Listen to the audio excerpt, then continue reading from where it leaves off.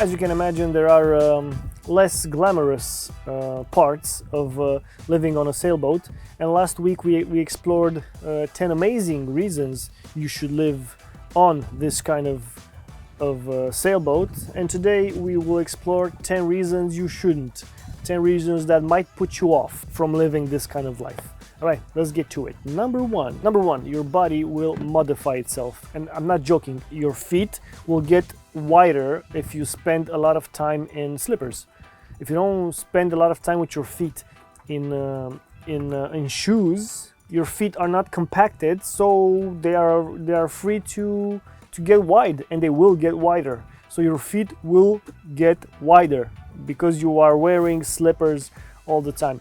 My hands, I've never had calluses in my hands before this. Now I have a lot of calluses. My skin is very rugged in my hands. I feel my hands are more powerful than ever because I'm gripping stuff with my hands all the time. I'm pulling on ropes. I'm hanging on to stuff all the time. I'm using my hands every day.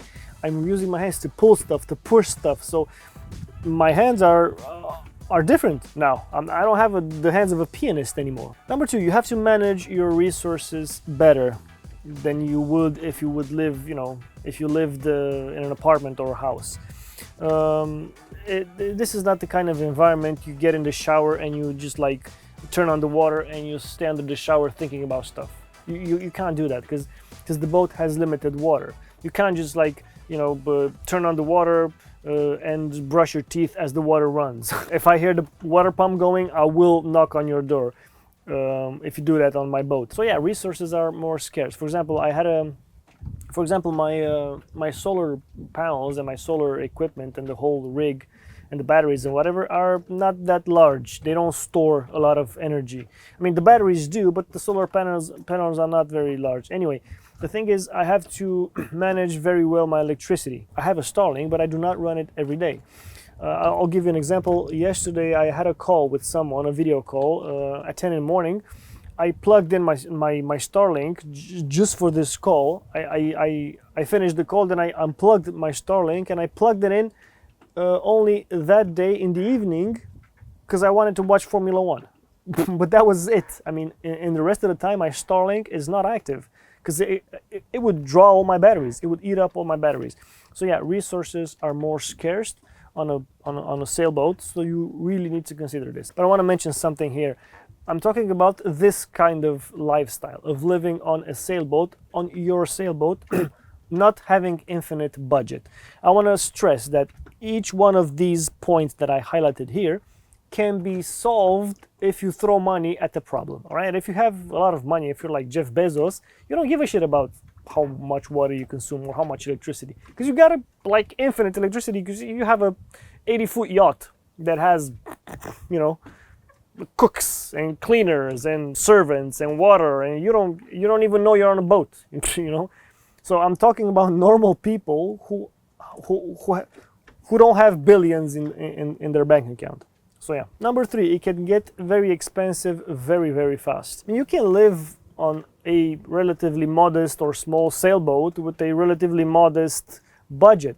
I know people who sail around the world with a budget of 600-700 euros a month, like literally.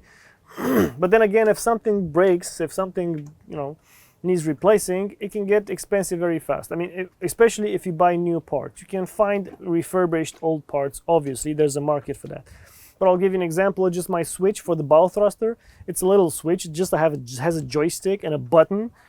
180 something euros. It's like almost the price of a home cinema. It's crazy. It's just the switch. I mean, yeah, things can get very expensive very quickly, especially if you don't know what you're doing or if you buy new. Oh, there's a boat. In a nice way, it's a catch because it has two masts. All right, number 4. You depend on the weather, and you should make your schedule according to the weather. It's just a fact. If you don't have any wind, you cannot go. You cannot reach your destination. I mean, you could if you start your engine, but let's just say, normal people who don't want to pay millions and millions in fuel, you depend on the weather, especially if the weather is foul, if there are winds and storms, and it can be very dangerous. So you need to take care of your boat. You need to anchor it properly. You need to find a good marina that has good holding or mooring lines. It can be a hassle, and you depend on the weather if you have especially a sailboat. Again, if you are Jeff Bezos and you have that motor yacht, you don't give a shit about the weather. You can sail, you can ride in any weather. Number 5, you have to be permanently cautious because this is your house, and and you can lose it. I mean, you can actually literally lose your house. You can lose it in a marina if it's not properly anchored, if it's not properly tied. You can use it while sailing. If you sail too close to to the edge of a cliff or something and you hit a rock, you can damage your keel. Your keel might fall off, and you lose your whole boat. That doesn't happen if you have an RV. If you got an RV, you just park it somewhere and you can come back a year later and it's still there. But a boat, it's more complicated than that. Number 6 is more dangerous overall than life on shore. I mean, it is. I'll give you some examples. I met some guys who fried all their electronics because they got hit by lightning, and all the electronics on the boat got fried. I mean, literally, the chart plotter, the depth sounder, the wind indicator, everything got fried. So they need to replace everything. It was like a 13,000 euro job. They had this large catamaran. But anyway, things can happen. Another example, an elderly gentleman, a Dutch elderly gentleman, was sailing around. He just bought a boat, like not a new one, but a second-hand one. He wanted to retire, and he just left the dock. And after like 300 meters, smoke started coming out of the engine bay, the engine compartment. And the guy just went and just opened the engine compartment, and it caught fire. That's why, for example, my boat has a little hole in the stairway, so you can stick the extinguisher hose through the hole, so you do not open the engine compartment and not feed the fire. So the elderly gentleman I was talking about, his boat just it burned to a crisp, and it sank, obviously. So yeah, it's a little more dangerous than living in a house. Number 7, it's high maintenance, especially if you got a sophisticated boat with a lot of toys on it.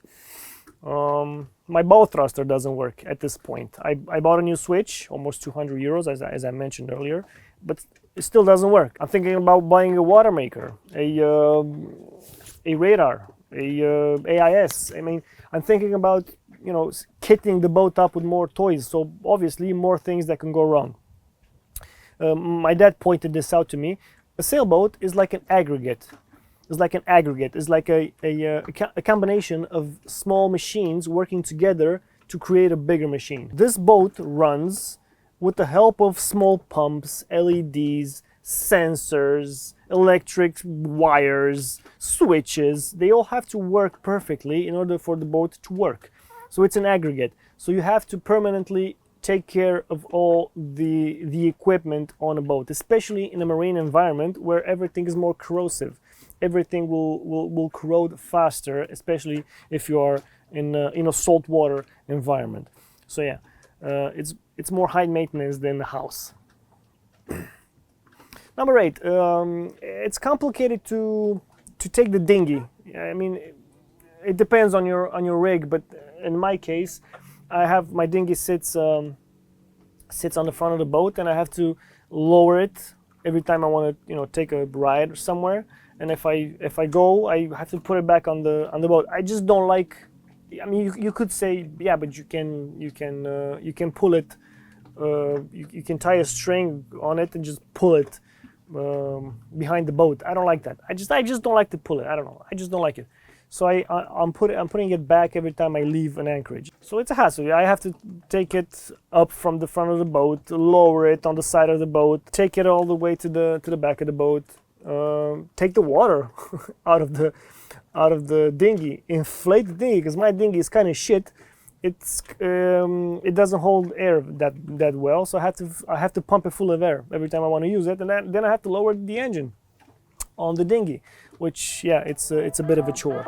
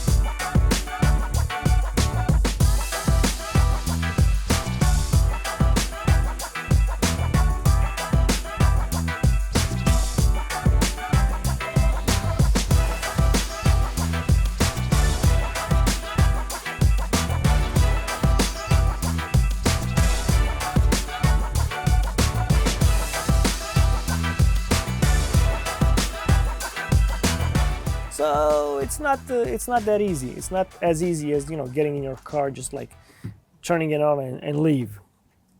Number 9, a sailboat like this, it's extremely slow.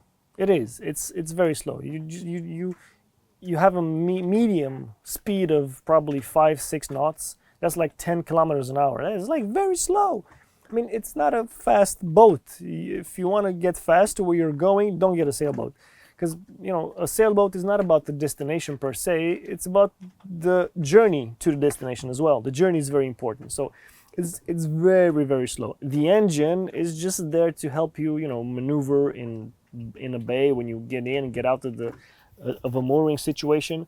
But most of the time you will use your sails, and, you know, you depend on the wind. If you have no wind, you have no power. So it's kind of slow.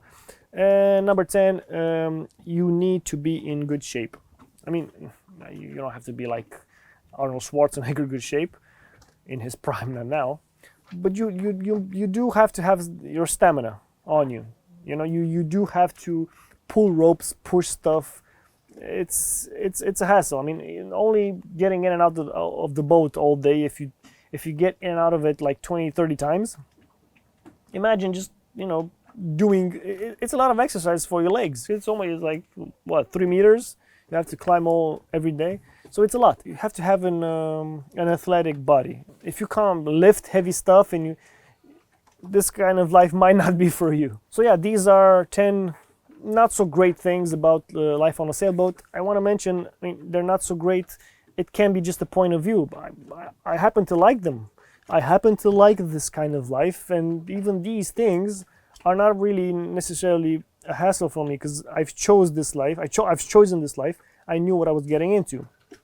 but I had to find 10 things in order to make this video, so there you go. Hope you guys liked it. Don't forget to subscribe if you want to see more videos like that and want to follow me in my journey around the world. And don't forget to have an excellent day wherever you are in the world.